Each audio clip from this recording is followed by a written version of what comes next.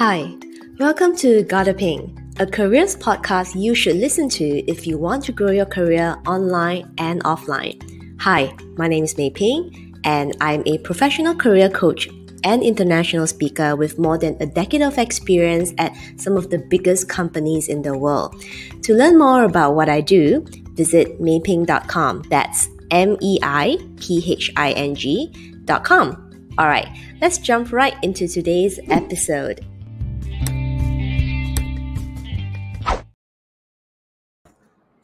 Hi, everyone, and welcome back to another episode of my Grow Your Career Online and Offline podcast. So, today I have a very interesting topic to talk about, and it's really about how do you deal with a tough working environment.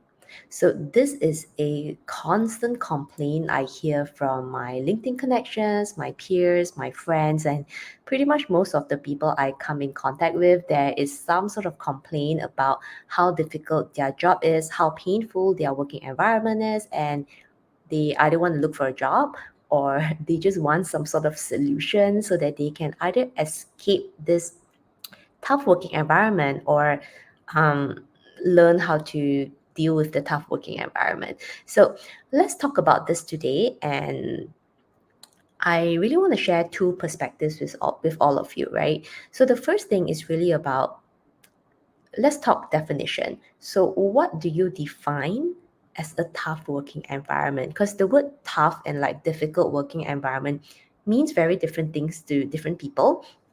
And I'll give you guys a really quick example. So a couple of months ago, somebody on my LinkedIn connection reached out to me asking me if I can help her to get new career opportunities. So when I asked her, okay, what is your career situation right now?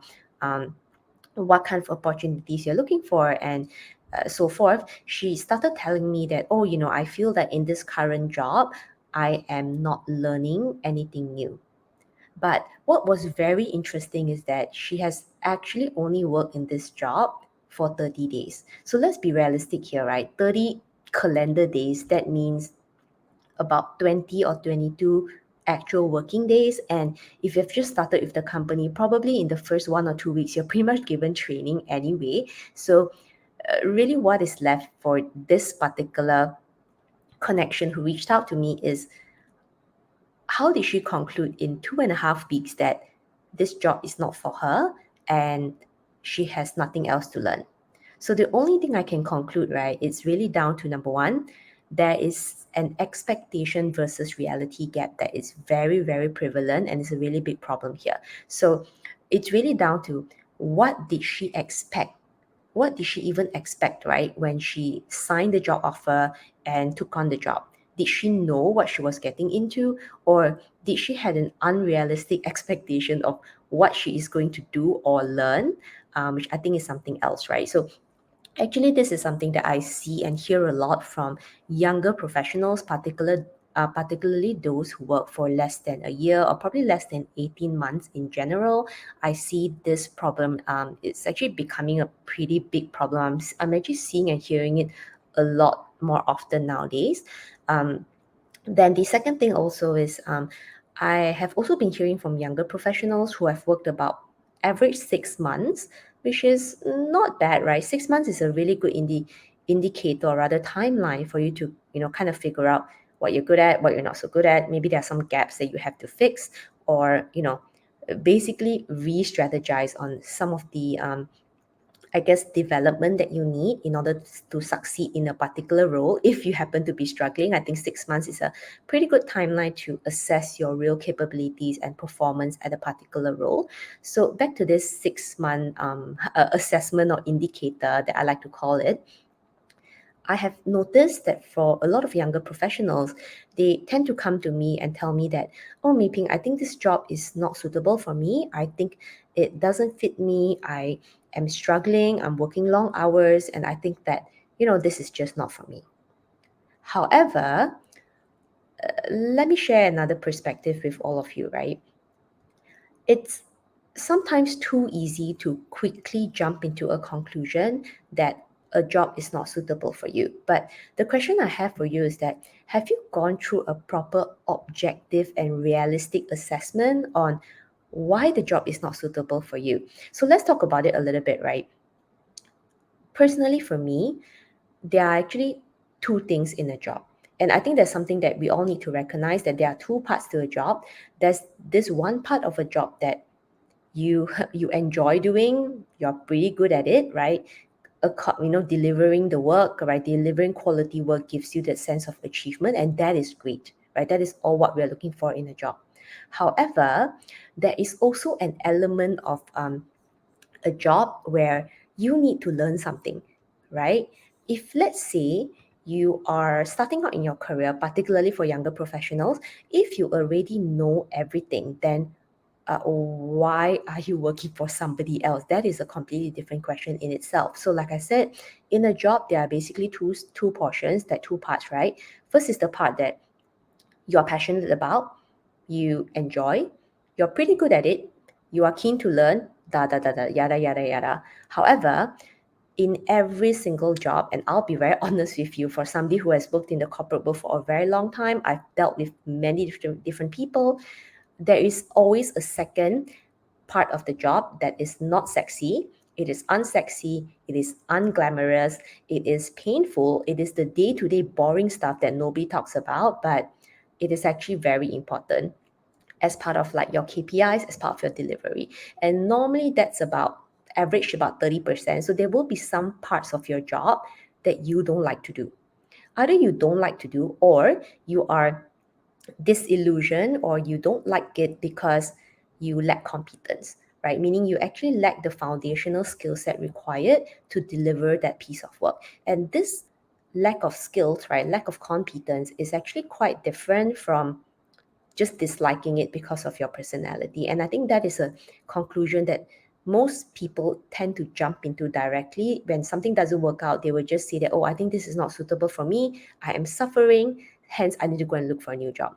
But they don't realize that if they keep job hopping every 6 months, guess what? The same root cause problem is going to happen again and again because they have not addressed the real problem. They have just escaped from one company to the other. So this is mean.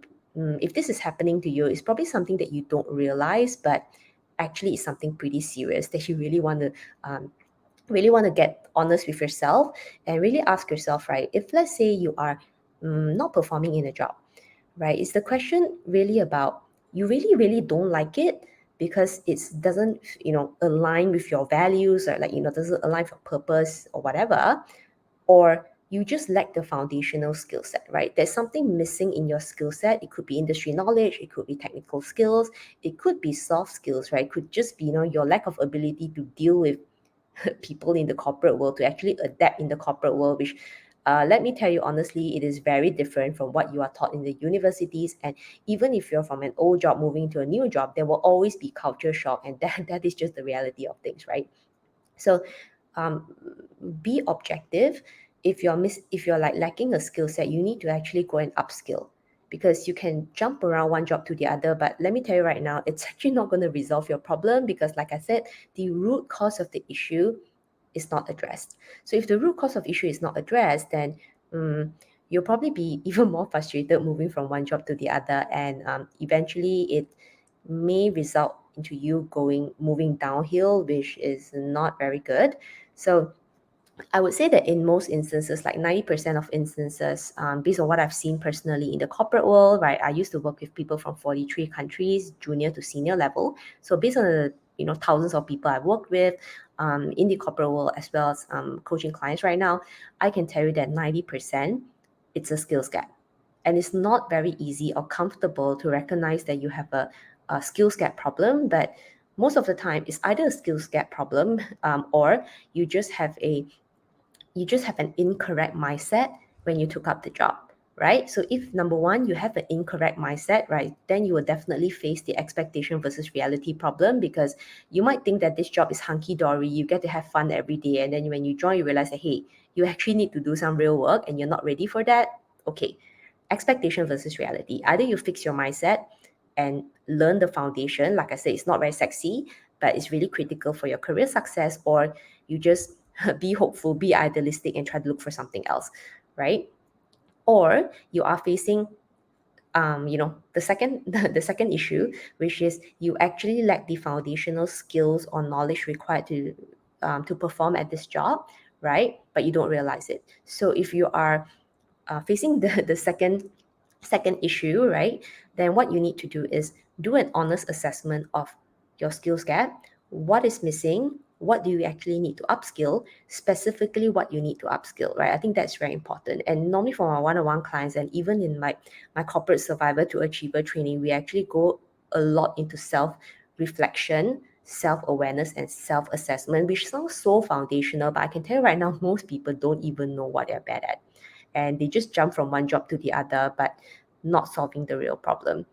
So, like I said, a lot of times, right, looking at your own capabilities might be a little bit uncomfortable, but it is a barrier that you need to overcome if you really want to excel. Because I can tell you right now, there is no one job that you will 100% enjoy.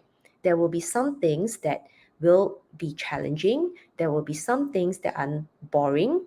There will be some things that are so administrative that you don't feel like doing. But all in all, it is part and parcel of career success. It's like you can't have just all the fun without doing some of the hard work. Like honestly, a lot of career growth happens, from building real foundations, which, like I said, is not sexy. It is nothing that you can talk about on social media, but it's really building solid foundations that can really, pave the way for you to succeed in the long term. And if this is, if long-term career success is what you're aiming for and you're very ambitious, then definitely work around upskilling yourself. And you will actually be surprised that after upskilling yourself, actually things don't, the tough working environment might not appear so tough anymore. So just really some food for thought for all of you.